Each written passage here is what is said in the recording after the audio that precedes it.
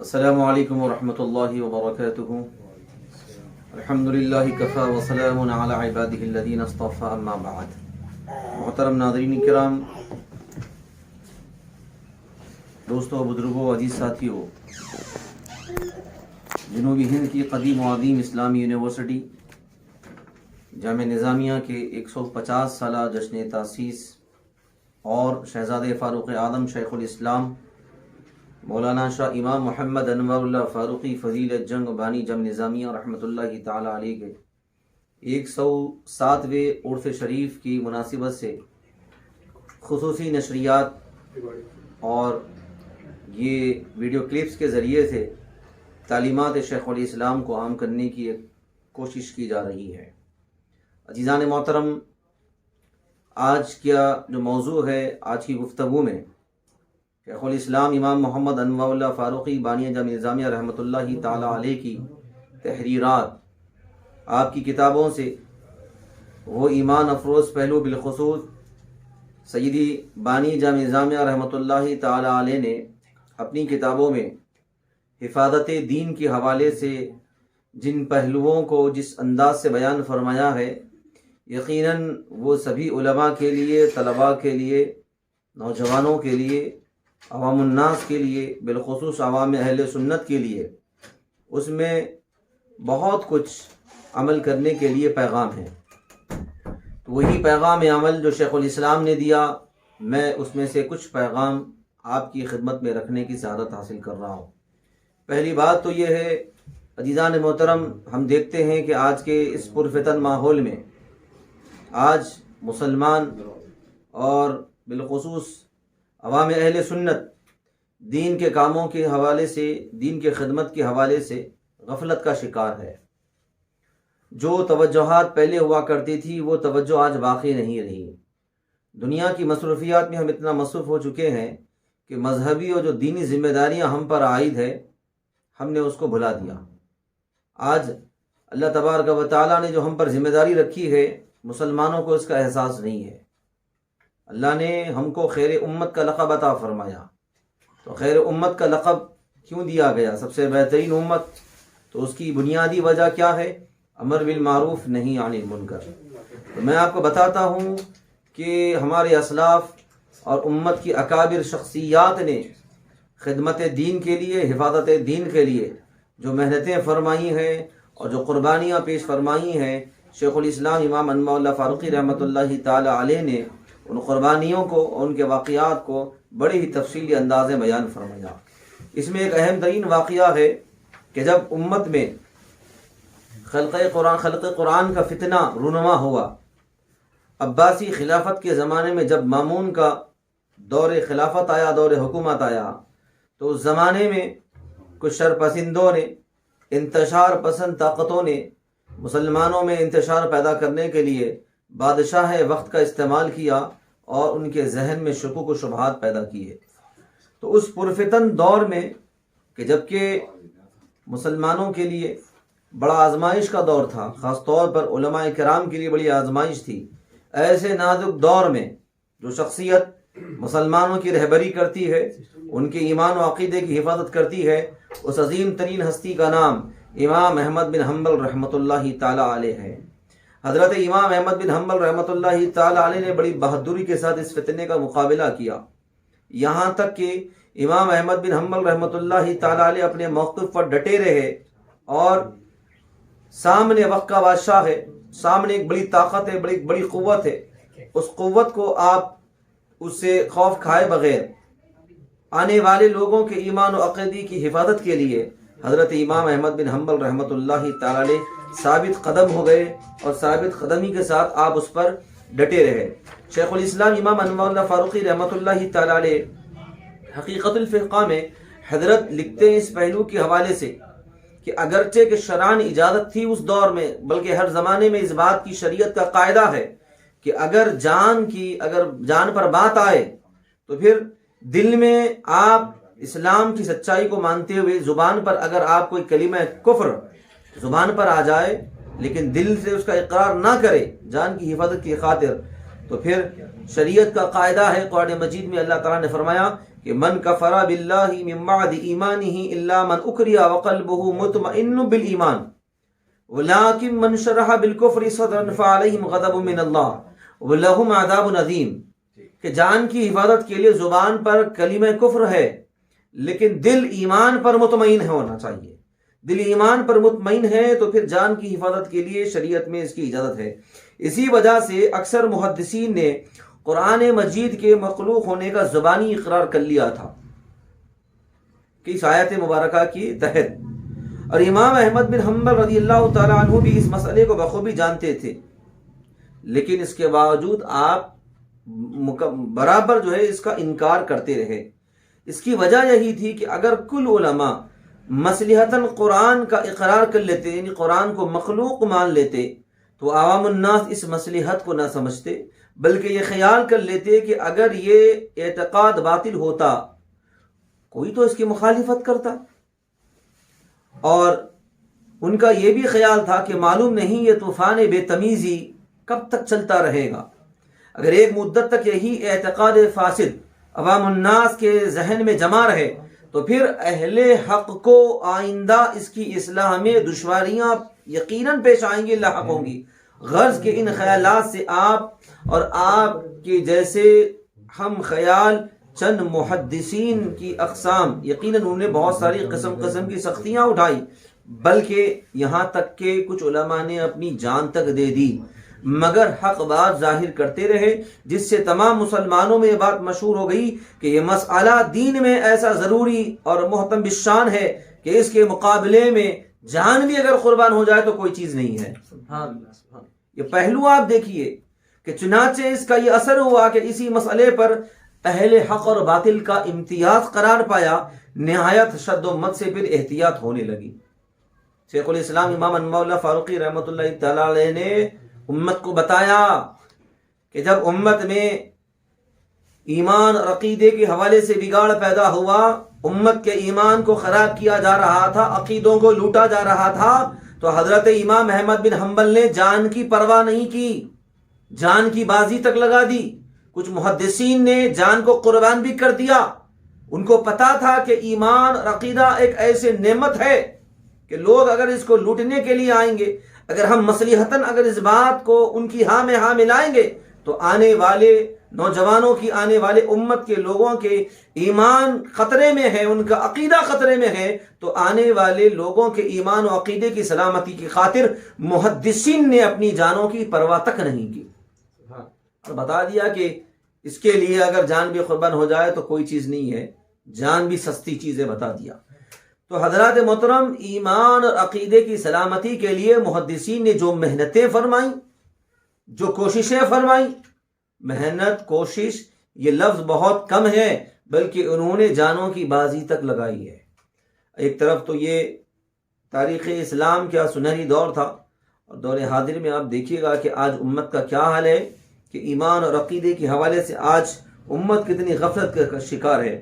شیخ الاسلام فرماتے ہیں اس حوالے سے، ایمان کے حوالے سے افادۃ الافہام میں، کہ اب ہم خیر خواہانہ اس اہل اسلام سے عرض کرتے ہیں کہ ایمان بڑی نعمت عظمیٰ ہے، آخرت کی نجات اور راحت ابدی کا دار و مدار اسی پر ہے، اس کی حفاظت اور احتیاط کی بڑی ضرورت ہے۔ ہر کس و ناکس کو اپنے ایمان پر تصرف دینا نہایت ہی خلاف عقل کام ہے۔ اللہ اکبر۔ عزیزان محترم، اب آپ دیکھیے کہ ایک طرف تو ایمان کی اتنی بڑی اہمیت ہے، دوسری طرف آپ دیکھیے کہ لوگ کیا کرتے ہیں، ہر کسی کے سامنے ہاتھ باندھ کر ٹھہر جاتے ہیں، ہر کسی کو سننے لگ جاتے ہیں، ہر کسی کو فالو کرنے لگ جاتے ہیں۔ ارے بھائی، آپ سامنے والے کو سمجھیے کہ کیا نبی کی عظمتوں کا وہ قائل ہے، کیا وہ ولیوں کی عظمتوں کا قائل ہے کہ نہیں ہے؟ پہلے یہ ساری چیزیں آپ دیکھیے کہ آپ دین کس سے سیکھ رہے ہیں، کہ جو نبی کی عظمتوں کا منکر ہے، جو ولیوں کی عظمتوں کا منکر ہے، آپ اس سے دین سیکھیں گے۔ یہ پہلو عوام اہل سنت کے لیے بہت بڑی خطرے کی بات ہے، اور یہ خطرہ صرف دنیا کا خطرہ نہیں ہے، یہ خطرہ آخرت کا بھی خطرہ ہے، ایمان کے جانے کا خطرہ ہے، کہ اگر ہم غیروں کے سامنے ہاتھ باندھ کر ٹھہریں گے اور ان کی بات ان کی ہاں میں ہاں ملانے لگ جائیں گے تو یقیناً یہ اس میں دنیا اور آخرت دونوں کا خسارہ ہے۔ شیخ الاسلام بانی جام نظامی رحمۃ اللہ تعالی علیہ فرماتے ہیں کہ اسی کو دیکھ لیجئے، عموماً اہل اسلام باشندگان ہند و دکن سارے کے سارے مسلمان تھے، سارے کے سارے اہل سنت و جماعت سے تھے۔ اسی 40-50 سال کے عرصے میں، آج سے 150 سال پہلے حضرت نے فرمایا، اسی 40-50 سال کے عرصے میں نہ جانے کتنے مذاہب باطلہ بن گئے، کتنے مذاہب باطلہ بن گئے۔ آگے ارشاد فرماتے ہیں کہ اگر ہماری کثیر التعداد قوم متوجہ ہوتی تو کیا یہ ممکن تھا کہ یہ چھوٹے چھوٹے فرقے ہمارے عزیز و اقارب کو ہم سے چھین سکتے؟ اللہ اکبر۔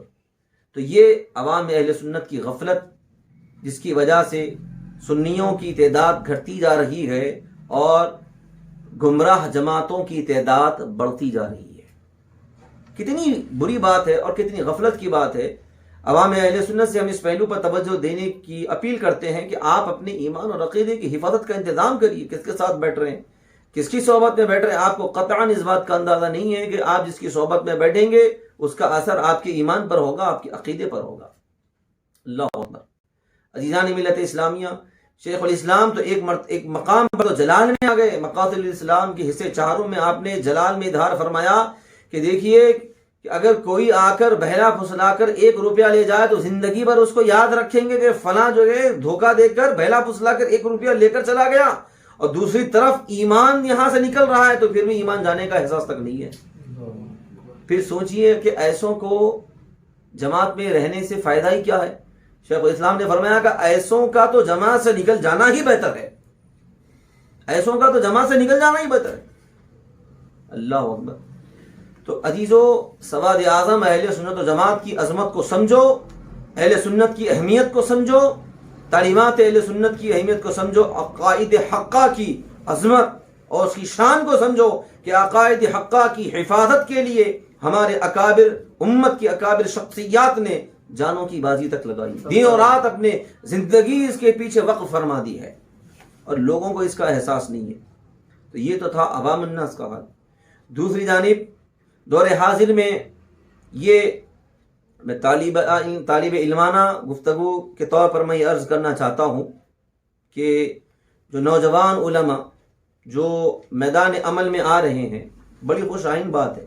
بہت سارے لوگ ابھی بھی جس انداز سے توجہ دینے کی ضرورت ہے وہ اس انداز سے توجہ نہیں فرماتے ہیں، ان کی نظر عوام کے رویے پر ہوتی ہے۔ ہمارا عوام کے رویے سے کیا تعلق؟ عوام سے عوام کبھی آپ کو سنتی ہے، کبھی آپ کو نہیں سنتی ہے۔ دیکھیے، سب سارے معاملات اللہ تبارک و تعالیٰ کی مشیت پر ہے۔ مرضی الہی کے بغیر پتہ بھی جگہ سے نہیں ہلتا۔ ہمارا کام جہد مسلسل ہے، محنت کرنا ہے، نتیجہ کامیابی یہ اللہ تبارک و تعالیٰ کے حوالے ہے۔ دلوں کو پھیرنا اللہ تبارک و تعالیٰ کے حوالے ہے۔ بعض ہمارے ائمہ، حفاظ، خطبہ یہ عرض کرتے ہیں، دل ان کا ٹوٹ جاتا ہے، ان کی ہمتیں پست ہوتی ہے قوم کے رویے کو دیکھ کر۔ آپ کس کے بھروسے پہ کام کے لیے میدان میں آئے؟ قوم کے بھروسے پر آپ کہاں پر نہیں؟ ہمارا بھروسہ اللہ تبارک و تعالیٰ کی ذات ہے، ہمارا بھروسہ سرکار مدینہ صلی اللہ علیہ وسلم کی ذات گرامی۔ ہمارا بھروسہ ہمارے سامنے تو امت کی کیسی بڑی بڑی شخصیات موجود ہے، ان کا عمل ہمارے لیے بہت بڑا نمونہ ہے، ان کی زندگیاں ہمارے لیے نمونہ ہے۔ تو جب آپ اس سوچ کے ساتھ، اس فکر کے ساتھ میدان عمل میں آئیں گے تو انشاءاللہ تبارک و تعالیٰ آپ بہتر انداز سے خدمت کر پائیں گے، اور یقیناً آپ بہتر انداز سے نہ صرف خدمت کر پائیں گے بلکہ آپ جو ہے بدعقیدوں کا مقابلہ کر پائیں گے، آپ شرپسندوں کا مقابلہ کر پائیں گے، آپ ظالموں کا مقابلہ کر پائیں گے۔ امام احمد بن حنبل کو کیسے فراموش کر سکتے ہیں آپ؟ اگر کوئی مصلیان مسجد میں سے ساتھ نہیں دیتا تو کیا ہمارا دل ٹوٹ جائے گا؟ کیا ہم اتنے کمزور ہیں کہ اگر لوگ جو ہے نا ہماری بات نہ سنیں اور جو ہے نا اگر وہ ہمارا ساتھ نہ دے تو کیا ہم کام کرنا بند کر دیں گے؟ نہیں، ابھی ہم نے قربانی دی۔ کیا دی ہم نے قربانی؟ امام احمد بن حنبل کے واقعے میں کیا پتا چل رہا ہے کہ امام نے جب ڈٹے رہے عقیدہ حقہ کی حفاظت کے واسطے تو لباس آپ کے جسم سے نکال دیا گیا، آپ کی ننگی پیٹھ پر کوڑے برسائے گئے اور آپ کے جسم کو چھنی کر دیا گیا، خون بہنے لگا، اور آپ کتنی تکلیف برداشت کیے۔ آپ نے اپنا خون کا ایک قطرہ بہا دیا، کس کے لیے؟ آنے والے لوگوں کی ایمان اور عقیدے کی حفاظت کے لیے۔ بتائیے ہم میں سے کون ایسی قربانیاں دیا دور حاضر میں؟ عزیزان محترم یہ وہ قربانیاں ہیں جو ہم کو ہمت دلاتی ہے، تسلی دلاتی ہے کہ ڈٹے رہو میدان میں، سامنے والا کتنا ہی ظالم کیوں نہ ہو خاطر میں مت لاؤ اس کو، اگر کوئی ظالم ہے جابر ہے تو اس کو کچل کر رکھ دو، لیکن تم حق سے منہ مت پھیرو۔ نظام الدین کیا شان ہے علماء جامع نظامیہ کی کہ جب کوئی طالب علم جامعہ کی سرزمین پر قدم رکھتا ہے پہلے ہی دن اس کو یہ سبق پڑھا دیا جاتا ہے، حق کے لیے جئیں گے، حق ہی پہ مر مٹیں گے، حق ہی عطا کرے گا ہم کو صلہ ہمارا۔ نہیں بھول سکتے ہم یہ جو پہلے دن ہی ہم کو سبق پڑھا دیا گیا کہ حق کے لیے جینے کا، حق کے لیے مرنے کا صلہ اللہ ہی دینے والا ہے، یہ جامعہ نظامیہ کی سرزمین پر پہلے ہی دن ہم کو یہ سبق پڑھا دیا گیا۔ یہ سبق کیسے ہم بھول سکتے ہیں؟ قطعاً ہم نہیں بھول سکتے، اور ہم کو ہمت ہارنے کی ضرورت نہیں ہے۔ کیوں ہمت ہارے؟ اگر آگے بڑھ گئے ہیں تو انشاءاللہ کامیابی کے جھنڈے گاڑ کر ہی ہم رہیں گے۔ کیوں کہ ہم نظام دین کو یہ بھی درس دیا گیا، یہ سبق سکھایا گیا کہ آگے قدم بڑھا کر ہٹتے نہیں ہیں پیچھے، آگے قدم بڑھا کر ہٹتے نہیں ہیں پیچھے، عالم پہ آشکارا ہے سلسلہ ہمارا۔ تو عزیزان ملت اسلام، یہ جامع نظامیہ کی سرزمین سے، جامع نظامیہ سے ہم کو پہلے ہی دن یہ سبق دے دیا گیا کہ آگے قدم بڑھا کر ہٹتے نہیں ہیں پیچھے۔ تو پیچھے کیسے ہٹیں گے؟ ہمتیں، طاقتیں، قوتیں سب کچھ پہلے ہی دن ہم کو دے دی گئی ہے۔ جب ہم سب کچھ لے کر جب میدان عمل میں آ گئے ہیں، اب آپ کے پاس علم کا ہتھیار ہے، دلائل کا ہتھیار ہے، اخلاق ہے، صلاحیتیں ہیں، سب کچھ ہے آپ کے پاس۔ اب اس کے بعد بس ان ساری چیزوں کا استعمال کرنے کی ضرورت ہے، اور یہ ہم کو نہ لوگوں کی تعریف کی، نہ علماء جامعہ کو ضرورت رہی، نہ آگے رہی۔ ہمارے اساتذہ ہمارے سامنے بہت بڑا نمونہ ہے کہ انہوں نے جو محنتیں کی، محنتیں کر رہے ہیں، اور نہ ان کو لوگوں کی تعریف سے کوئی غرض، نہ تانوں کی کوئی پرواہ۔ یہ آج بھی ہمارے اساتذہ یہ نمونہ ہمارے سامنے پیش کر رہے ہیں۔ تو پھر اگر کوئی ہماری تعریف نہ کرے تو ہم کو کوئی اس کی ضرورت نہیں ہے، اور اگر کوئی ہم پر انگلی اٹھائے تو نہ ان کے تانوں کو ہم کو پرواہ کرنے کی ضرورت ہے۔ اگر کوئی ایسا مل جائے تو ایسے لوگوں کو خاطر میں نہ لائیں آپ، اس لیے کہ قرآن کا اعلان ہے وَلَا يَخَافُونَ لَوْمَةَ لَائِمٍ۔ اگر کوئی ناقدری کرتا ہے چھوڑ دو، وہ اپنی بدبختی ظاہر کر رہا ہے، اپنی بدبختی کا مظاہرہ کر رہا ہے۔ تمہاری شان تو یہ ہے وَلَا يَخَافُونَ لَوْمَةَ لَائِمٍ، اہل حق کبھی بھی ملامتوں کی پرواہ نہیں کرتے، تانوں کی پرواہ نہیں کرتے، الزامات کی پرواہ نہیں کرتے۔ محنت کرنے کی ضرورت ہے۔ عزیزان محترم، آخر میں عرض کرنا چاہتا ہوں، شیخ الاسلام نے جو علماء کو جو نصیحت فرمائی ہے، طلباء کو جو نصیحت فرمائی ہے، اسی نصیحت پر میں اپنی بات کو ختم کر رہا ہوں۔ مقاصد الاسلام جلد 4 میں شیخ الاسلام اہل علم کو، خاص طور پر مدارس دینیہ کے طلباء کو یہ نصیحت کرتے ہیں کہ دیکھیے، جنگ کے موقع میں جا کر شہید ہونا کوئی آسان بات نہیں ہے، جہاد میں، میدان عمل میں جا کر شہید ہونا کوئی آسان بات نہیں ہے، مگر جن لوگوں نے باوجود اقرار شرکت کے بمقتضائے بشریت اس سے پہلو تہی کی، ان کو کیسی زجر و توبیخ ہو رہی ہے۔ استطاعت کہ اگر کوئی میدان جہاد چھوڑ کر بھاگ گئے تو کیا اللہ تبارک و تعالیٰ ان کی پکڑ نہیں فرمائے گا؟ اللہ ان کی گرفت نہیں فرمائے گا؟ ضرور فرمائے گا۔ کہ کیا ہوا؟ یہاں تک تو ہوا کہ ان کے اعمال حبد کر دیے گئے، برباد کر دیے گئے۔ اب یہ حضرات غور فرمائیں کہ جب دینی مدارس میں علوم اسلامیہ کی تحصیل کے لیے گئے، دین کا علم حاصل کرنے کے لیے گئے، اور مخالفین اسلام کے مقابلے کا سامان اور آلات فراہم کر لیا، سارا علم حاصل کر لیا، آلات فراہم کر لیا، تو گویا یہ وعدہ کیا کہ ہم ان کے مقابلے میں پیٹ نہیں پھیریں گے۔ وہ علماء جو قوم کے تانوں سے میدان چھوڑ دیتے ہیں، میں ان سے عرض کرنا چاہتا ہوں کہ آپ کو دل چھوٹا کرنے کی قطعاً ضرورت نہیں ہے۔ ہمارے بانی نے ہم کو ہمت دلائی ہے، ہمارے بانی نے ہم کو طاقت دی ہے، ہمارے بانی نے ہم کو تسلی دی ہے۔ کیا کہا کہ جب تم آلات فراہم کر لیے تو گویا یہ وعدہ کیا کہ ہم ان کے مقابلے میں پیٹ نہیں پھیریں گے۔ پھر اگر ان کے چند توہین آمیز کلمات کی بھی برداشت نہ کر کے ان کے مقابلے سے پیٹ پھیر دیں تو کیا اس کی باس پولیس نہ ہوگی؟ کیا اس کی پوچھ نہ ہوگی؟ کیا اس کی پکڑ نہ ہوگی کہ باوجود آلات و اسباب مناظرہ جمع کرنے کے کیوں جبن و بزدلی اختیار کی؟ اللہ اکبر! شیخ الاسلام نے یہاں پر جلال کا اظہار فرمایا، اللہ اللہ، نصیحت فرمائی ہے، تم کیسے میدان چھوڑ کر بھاگ سکتے ہو، کیسے تم میدان عمل کو چھوڑ سکتے ہو، قطعاً ایسا ممکن نہیں ہے۔ عزیزان محترم، خاص طور پر میں پھر ایک بار یہ عرض کرنا چاہتا ہوں کہ بحیثیت طالب علم میں یہ عرض کرتا ہوں سبھی علماء سے، سبھی ائمہ سے، سبھی خطباء سے، کب تک ہم لوگوں کا رونا روتے رہیں گے؟ ہم کو نہ کسی کی تعریف کی پرواہ پہلے تھی، نہ کسی کے تانوں سے کوئی ہم کو غرض رہی ہے، نہ تعریف سے کوئی غرض رہی، نہ تانوں کی پرواہ رہی ہے۔ آج بھی ہمارے اساتذہ کی یہی زندگی ہے، تو ہم کو ہمارے اساتذہ کی زندگیاں ہمارے سامنے ہیں، ہمارے شیوخ کی زندگیاں ہمارے سامنے ہیں، اور پھر شیخ الاسلام کی یہ تعلیمات ہمارے سامنے ہیں۔ شیخ الاسلام نے کہا کہ جہاد کے میدان میں اگر کوئی پیٹھ دکھا کر بھاگ جائے تو اس کے اعمال برباد ہو رہے ہیں، اللہ اس کی پکڑ فرما رہا ہے۔ تو ایسی دینی مدارس میں آ کے علوم و فنون کی دولت حاصل کرنے کے بعد گویا کہ آپ نے یہ وعدہ کر لیا خدا سے کہ اب ہم قوم کو جو ہے اب منجدار سے باہر نکالیں گے، ان کو گمراہی کے طوفان سے بچائیں گے، یہ گویا کہ آپ نے وعدہ کر لیا۔ بجائے ان کو بچانے کے اگر پیٹھ دکھا کر بھاگ جائیں گے تو اللہ تبارک و تعالیٰ معاف فرمائے گا۔ اللہ کی پکڑ ہے۔ یہ شیخ الاسلام امام انواع اللہ فاروقی بانی جامع جامع رحمۃ اللہ تعالی علیہ کا اعلان ہے۔ تو آج کی اس گفتگو میں نے دونوں پہلوؤں کو سامنے رکھا۔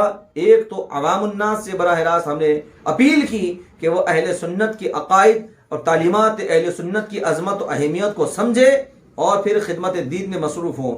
دوسری جانب علماء، ائمہ، حفاظ سے اور اس مذہبی طبقے سے، خاص طور پر جو لوگ پریشانی سے مبتلا ہو کر آج ان کے دل ٹوٹ گئے ہیں اور وہ آج غم کا شکار ہیں، پریشانی کا شکار ہیں، ایسے ہم نے بڑے جلیل القدر معزز علماء کی خدمت میں یہ اپیل کی ہے کہ شیخ الاسلام نے ہم کو ہمت دی۔ شیخ الاسلام کا یہ حکم ہے، ہمارے بانی کا یہ حکم ہے کہ چاہے کچھ ہو جائے کہ ہم کو ہر حال میں میدان عمل میں رہنا ہے، امت کی رہنمائی کرنی ہے اور امت کے ایمان و عقیدے کی حفاظت کے لیے آخر دم تک، آخری سانس تک میدان عمل میں ہمیں ڈٹے رہنا ہے۔ اللہ تبارک و تعالیٰ سے دعا ہے، مولا تبارک و تعالیٰ ہم سب کو شیخ الاسلام امام انواع اللہ فاروقی رحمۃ اللہ تعالیٰ علیہ کے فیضان علمی سے مالا مال فرمائے اور آپ کے نقش قدم پر چلنے، آپ کی تعلیمات پر عمل پیرا ہونے کی توفیق عطا فرمائے۔ وآخر دعوانا ان الحمد للہ رب العالمین۔